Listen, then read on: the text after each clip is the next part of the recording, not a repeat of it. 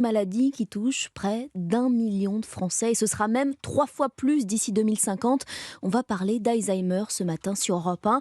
Après des décennies de recherche, il n'existe pour l'instant aucun traitement pour guérir ou ne serait-ce que retarder les symptômes de cette démence, à moins que l'une des clés ne soit dans le ping-pong. Oui, vous avez bien entendu, le ping-pong, le tennis de table, une thérapie romane pour les malades. Oui, au point que France Alzheimer et la Fédération française de tennis de table ont noué un partenariat depuis 2019.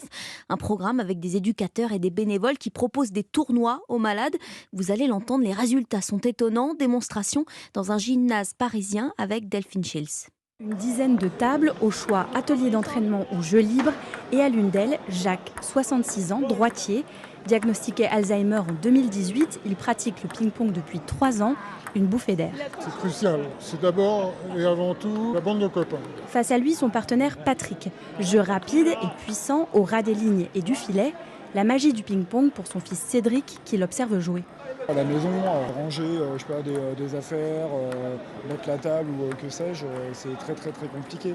Mais au ping-pong, ouais, pour taper dans une balle qui arrive parfois assez vite, il est là quoi. Tout sport de loisir est bon pour les maladies neuroévolutives. Mais le ping-pong a ses spécificités. Kevin Rabian, docteur en neurosciences, dirige le service recherche de France Alzheimer. Comme on s'intéresse principalement à une population qui va être âgée, c'est un sport qui est très accessible même pour des personnes qui ne sont pas capables de beaucoup se déplacer. Et le matériel est relativement facile à se procurer. Et les parties de ping-pong peuvent se prolonger à la maison avec les enfants ou les petits-enfants.